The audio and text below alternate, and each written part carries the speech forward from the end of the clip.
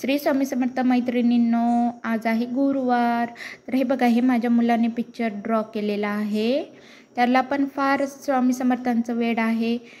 तर मी आज स्वामी समर्थ महाराजांची पूजा केलेली आहे. हे बघा, आज आपण करणार आहोत पावभाजी. त्यासाठी मी ठेवलेले आहे इकडं गरम पाणी व त्यामध्ये टाकणार आहे हळद आणि मीठ पण टाकणार आहे. कारण की आपण जेव्हा बटाटे फ्लावर वगैरे बॉईल करून घेतो ना, तर त्यामध्ये पण त्याचं मीठ आणि हळद टाकले की ते भाजीची चवच वेगळी लागते. तुम्ही पण ही पद्धत नक्की ट्राय करून बघा. जर का तुम्ही साध्या पाण्यामध्ये बटाटे आणि ते उकडून घेतले तर त्याची चव वेगळीच लागते आणि अशा पद्धतीने तुम्ही पावभाजी करताल तर ह्याची चव तुम्हाला वेगळीच लागेल. तुम्ही नक्की ट्राय करा. तर मी आता शिमला मिरची टाकलेली आहे. मी 2-3च शिमला मिरची 2च टाकत असते, कारण की मुलांना तेच लागते. फ्लावर टोमॅटो पण टाकलेला आहे आणि आता ह्याला आपण मिक्स करून घेऊयात. हे बघा, आणि याला झाकण लावून आता आपण 2 नाही तर 3 शिट्टी करून घेऊयात. आणि शिट्टी होत आहे तोपर्यंत आपण इकडं फोडणीची तयारी करून घेऊयात. कांदा टोमॅटो कट करून घेऊयात. तर मैत्रिणींनो, आज तुम्ही पण स्वामी समर्थ महाराजांची पूजा केली आहे का, हे मला कमेंट्समध्ये नक्की सांगा. मी तर केली आहे बघा. मला तर स्वामी समर्थ महाराजांची पूजा केली की फार प्रसन्न वाटते. मला एक मनाला वेगळीच समाधानी वाटत असते. तर मी त्यांचा आज जपमाळ वगैरे पण केलेली आहे. तर हे बघा, इकडे कुकरला पण शिट्ट्या झालेल्या आहेत. आता आपण झाकण काढून घेऊ आणि ह्याला चाळणीमध्ये ओतून घेऊ, जेणेकरून ह्याचं पाणी एकीकडे होईल आणि भाज्या एकीकडे होतील. आणि त्याला स्मॅश करून घेऊयात.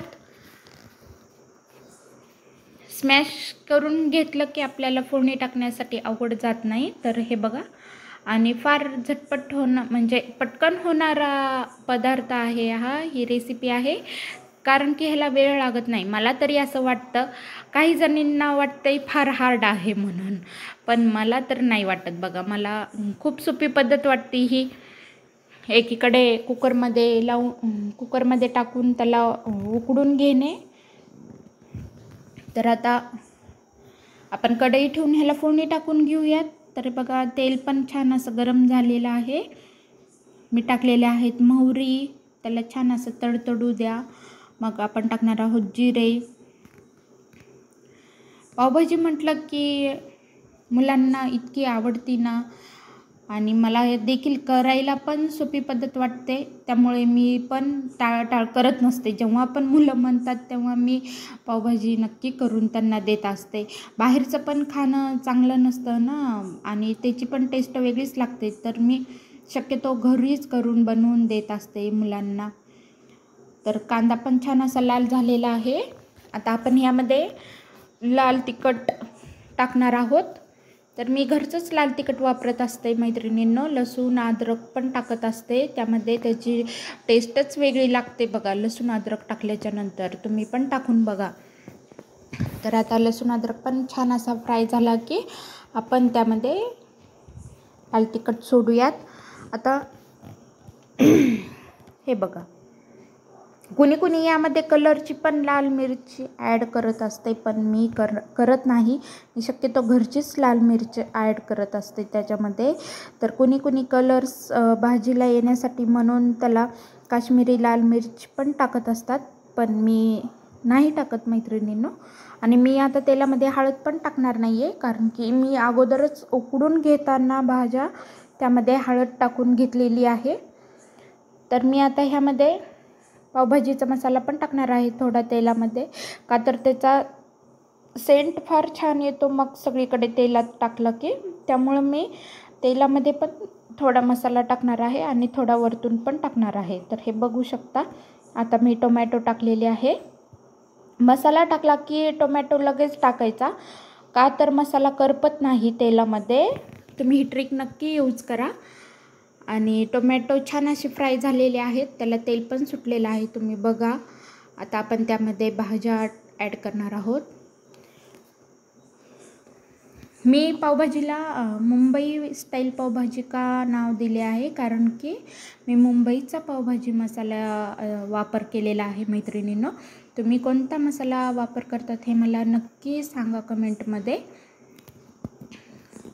तर हे बघा, भाज्या पण छान अशा उकडून झालेल्या आहेत, मऊ मस्त पेस्ट त्याची झालेली आहे. तर आता आपण त्याला छान असं हलवून घेऊयात. तुम्ही पण अशाच पद्धतीने पावभाजी करतात का मला सांगा. तुम्ही जर माझ्या चॅनलला नवीन असताल तर मला लाईक आणि सबस्क्राईब करायला विसरू नका, जेणेकरून तुम्हाला माझे स्वामी समर्थ महाराजांचे व्हिडिओ पाहायला भेटतील. त्यामुळे तुम्ही मला लाईक आणि सबस्क्राईब जरूर करा. तर हे बघा, मी आता त्याचंच बॉईल केलेलं पाणी जे आहे ते मध्ये ॲड केलेलं आहे. तर तुम्हाला लागेल तसं तुम्ही पाणीमध्ये टाकू शकतात. तुम्हाला पातळ आवडत असेल तर तुम्ही जास्त पाणी ॲड करा, कोणाला घट्ट लागत असेल तर त्यांनी प्रत्येकाचं आपापल्या हिशोबाने आपण वापर करू शकतो. तर हे बघा मैत्रिणींनो, आता ह्याला आपण छान असं हलवून घेऊ. आणि परत आता मला थोडीशी घट्ट वाटत होती ती, त्यामुळं मी त्याच्यामध्ये आणखीन थोडंसं पाणी टाकून घेतलेलं आहे. आणि आता मी परत वरतून थोडंसं 2-3 चमचे तूप सोडणार आहे मैत्रिणींनो, कारण की मी बटरचा वापर करत नाही. कोणी बटरही टाकतं आहे, पण मी बटरचा वापर करत नाही. मी जे आपण घरी बनवलेलं असतं तूप, मी त्याचा वापर करत असते, कारण की माझ्या मुलांना बटरचा त्रास होतो. त्यामुळं मी बटरचं शक्यतो टाळाटाळ करत असते. तर मी वरतून पण थोडासा पावभाजी मसाला टाकत आहे. आणि मसाला टाकून घेतला की मी त्याच्यामध्ये तूप सोडणार आहे. तुम्ही पण ही पद्धत नक्की ट्राय करा आणि मला सांगा कशी झाली तुमची पण पावभाजी. हे बघा, आता मी तूप टाकून ह्याला उकळून घेणार आहे. मी तोपर्यंत इकडच्या गॅसवरती तवा ठेवलेला आहे पाव गरम करण्यासाठी. मुलांना पाव गरम केलेले खूप आवडतात, साधे पाव आवडत नाहीत पावभाजीसोबत खाण्यासाठी. तर आता आपण ह्या भाजीला उकळी येईपर्यंत आपण साईडला पाव भाजून घेणार आहोत.